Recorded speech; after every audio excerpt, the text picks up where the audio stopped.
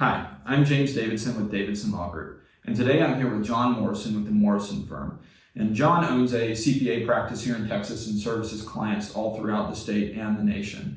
And John has a very unique practice, and I'd like for him in a moment to tell us a little bit about that. But he holds several different licenses: a certified public accountant, certified valuation analyst, and real estate broker. So John, tell us a little bit about your practice and the types of clients that you serve. Yeah, thanks for having me, James. Yeah, so the Morrison Firm is a unique business consulting practice with the various licensing and the background that I and my staff hold. We like to think about our practice as a three-legged stool. One of the legs is business valuations and litigation support, where we can come in and analyze certain intangibles for a business, identify certain economic attributes, and really help business owners understand some of what's going on with their business behind the scenes. That can take a lot of different forms, from purchasing a business, selling a business, things of that nature.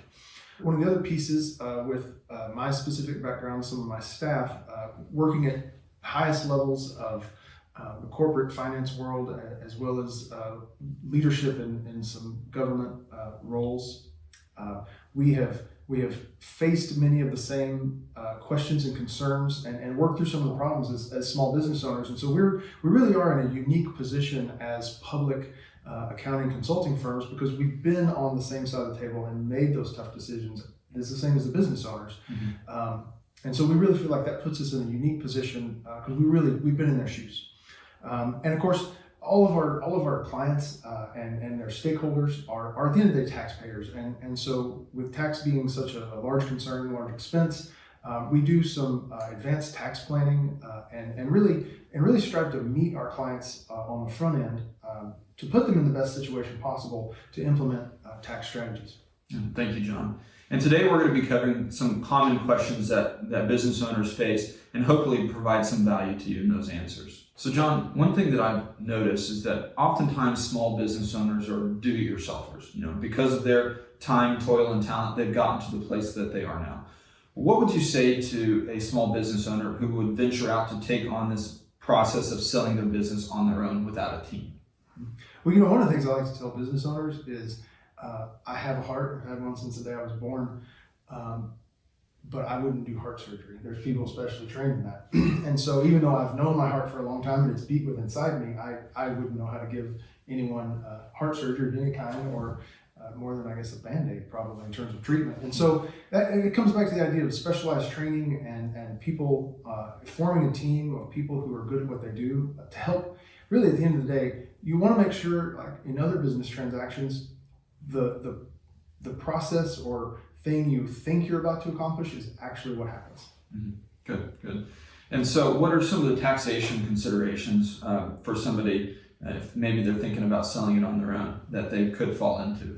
Well, some of the tax implications really depend on the underlying entity structure itself, whether it's a corporation, if that corporation has made certain tax elections, if it's an LLC. Also, the domicile of the state can make a huge difference. As we're in Texas. Texas has a fairly unique taxing regime, whereas other states do charge state income tax, and so that can be a world unto itself. Really, one of the biggest things I see, though, and it's an interesting situation where the seller and the buyer are at odds on this particular point, and it's where a more sophisticated party could take advantage of the other party, and that's with the difference between the sale or purchase of assets in the business, or the sale and purchase of the actual entity itself. Some really large considerations there and how that works out. Why don't you walk us through that? What differentiate for us the difference between selling assets or selling an entity? Well, from a tax standpoint, if you were to go as a buyer, you were to go buy the assets of an organization, you're walking into what's called a new basis in those entities. And the basis is really important because basis is what your depreciation is based on. And so as you buy the assets, you get a basis on the date of purchase, and that basis then becomes your depreciable basis to then offset taxable income in the future.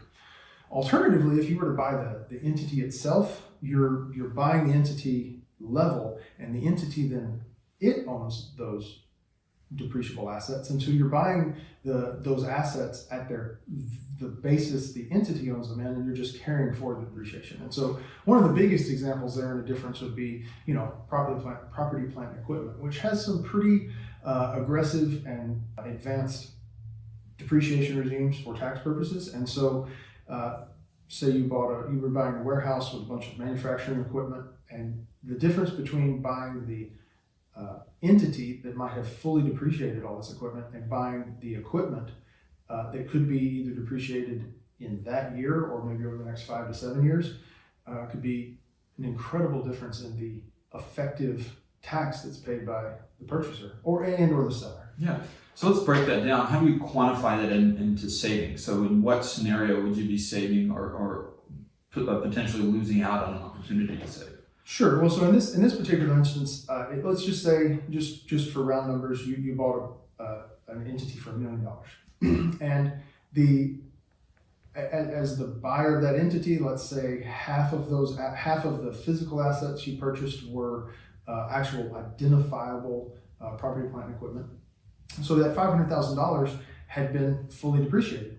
Well, as you move forward, you have no depreciation to take against the future income. So if you are a taxpayer in the highest marginal tax bracket, that could cost you 40% of the dollar value of the $500,000. So over the course of a period of time, that could cost you $200,000 in tax that you're paying that you wouldn't have otherwise paid had you purchased those assets directly. So the difference between the identifiable value of physical assets and the value you pay for an entity is booked on your books as goodwill. There's some interesting considerations there in terms of banks often completely write goodwill off in terms of your bankability and all your financial metrics, and you can never depreciate goodwill or take it as a loss against any income unless or until such time as you are able to sell that entity to someone else. Which maybe years and years down the road, and so at the end of the day, it's causing a tax burden. It's causing some bankability issues that you may never have real visibility to with your lending capacity, and it can create a mess. Well, good. I appreciate you sharing that with us.